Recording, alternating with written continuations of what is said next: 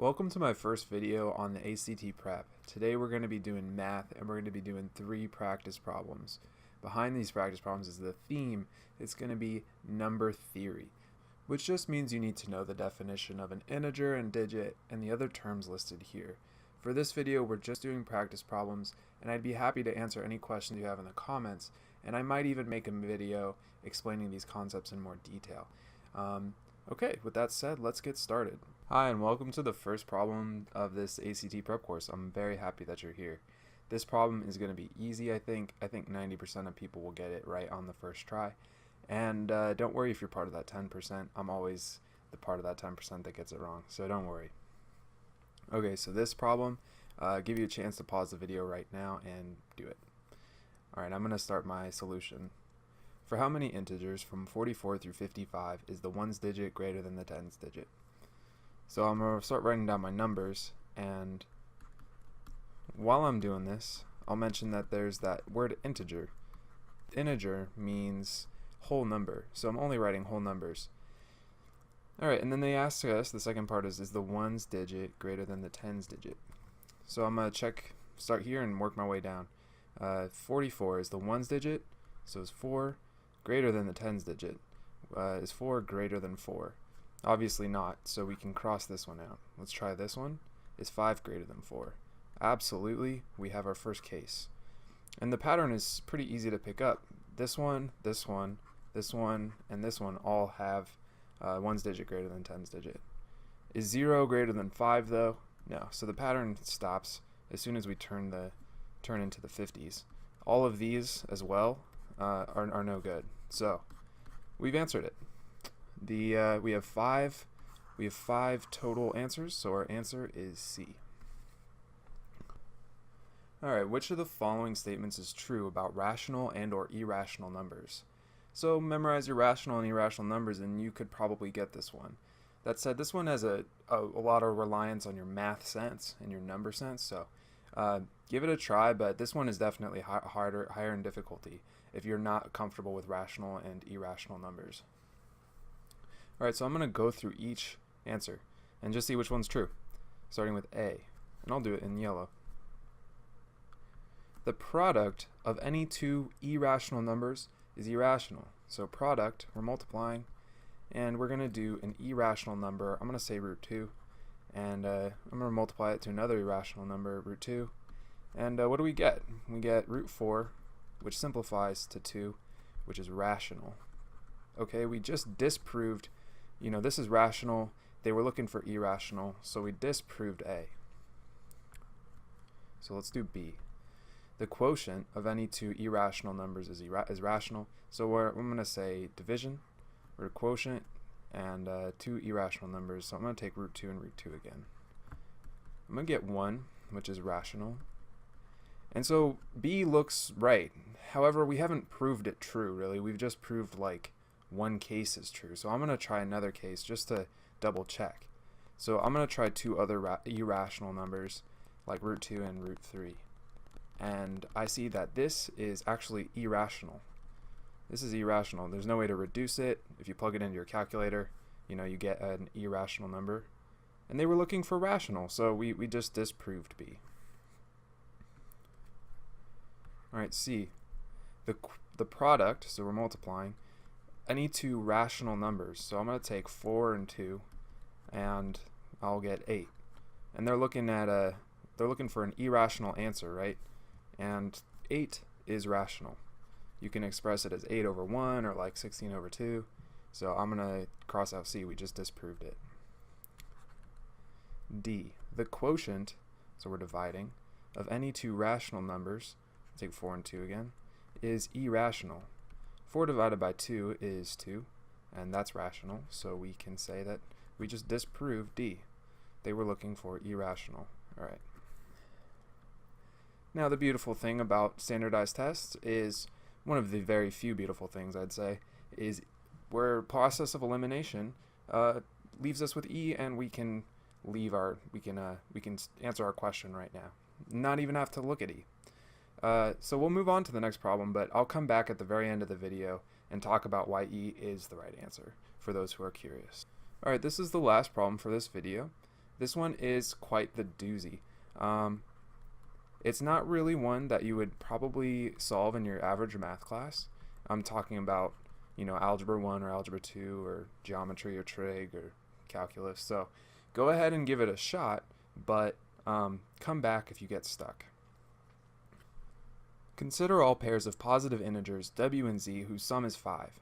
For how many values of w does there exist a positive integer x that satisfies both 2 to the w equals x and x to the z is equal to 64? You see I just rewrote these because I had trouble in my text editor drawing exponents. So starting with the first line, consider all pairs of positive integers w and z whose sum is 5. It sounds a lot like they're saying w plus z has to equal 5. So I'm going to write that down. And then it says positive integers, so I know that, I'm just going to throw that in the back of my mind, whole numbers, and they have to be positive. Okay, so I'm going to say, what could w and z be? Well, if w is 1 and z, then z would be 4.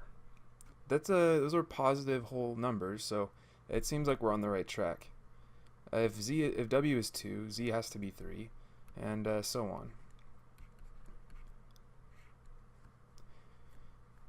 So we've solved the first line of this problem. Let's go to the second line.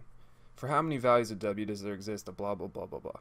Who cares? We're going to look at the equations. ACT, and while I'm writing this right here, ACT tells you all different kinds of words.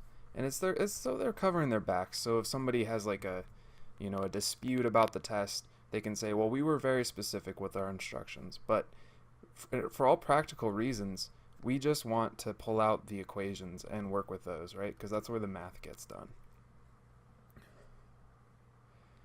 That's just a general rule. So I'm going to pull 2 to the w is equal to x out, my equation, and just say, all right, yeah, I noticed that I have my values for w here, so I can plug them into right here and find out what x is. I drew a table because I know that I'm going to have, 4 values, so I'm going to need to do 4 different times here. So 2 to the w, I'm going to start with 2 to the 1, 2 to the 2, 2 to the 3. Of course, I'm getting my values from w right here, and 2 to the 4, right like that.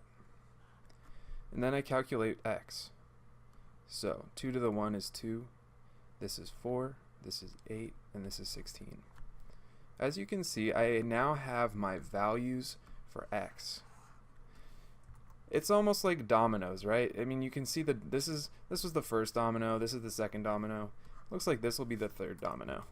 And they're just falling in order as they were given to us, which is a sign that ACT's not really trying to trick us that much. They're just asking you to use your reasoning ability to go through the problem.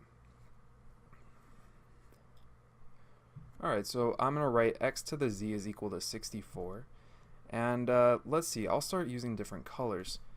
I have x, and then I have a z and the exponent. And I want to plug in my values for x, and plug in my values for z, until I've exhausted all of them, and I'm going to see which one of them equals 64. So I'm going to take my x values, I'm going to start with 2 right here. I'm going to start with 2. And then I'm going to write to the z, to the 4 power. But look, I have actually 3 other values of z, so I'm gonna write 3 other values over here, all with base 2. So I'm going to do 2 to the 3, and then 2 to the 2, and then 2 to the 1. And this is going to cover this guy, right? We're going to see if any of these equal 64. And then we're going to go on to 4, and then 8, and 16. Alright, so in practice, this is what we're doing. So 2 to the 4 is equal to 16. 2 to the 3 is 8. This is 4. Alright, so do any of these numbers equal 64? Obviously not. So none of these are answers, and I'm going to cross them out in red. So let's try our next value of x, 4, and then we'll plug in our values of z. And while I'm here, I'm going to set up 8 and 16 as well. So I'm going to need 4 values for each. or 4 instances of each, and 16, and we're looking again to see which ones equal 64. So for each of these, I'm going to plug in my 4 values of z. I don't mean to keep repeating that. It's just kind of difficult to talk about. The one way of explaining it is to think of it like a matrix. So if you're comfortable with matrices, then you can think of us as filling out a matrix here. 4 to the 1 is 4. This is 16. 4 cubed is 64. So we have our first case right here. We were looking for when it equaled 64, so we found our first one. 4 to the 4th is going to be bigger than 64, right? Because you're multiplying it by another 4. So I'm just going to cross it out. Okay, we can start moving quickly. 8 to the 1 is 8. 8 squared is 64. So that's our second answer. 8 cubed is going to be bigger than 64, as well as 8 to the 4th. So I'm going to cross those two out and this one. I'll just put a little star here. Alright, 16. This is 16. 16 to the 1, 16 squared. That's going to be bigger than 64. Same with 16 cubed and 16 to the 4th. So we're left with 2 stars, right? 2 answers here, 8 squared and 4 cubed. Those are the conditions. That's how many values. There are 2 values of x. So we're going to go with B, 2. Thank you for watching my first video. Leave a comment, like, all that good stuff. And if you want me to do a specific problem or go over a specific concept, leaving a comment and telling me is a perfect way to do it.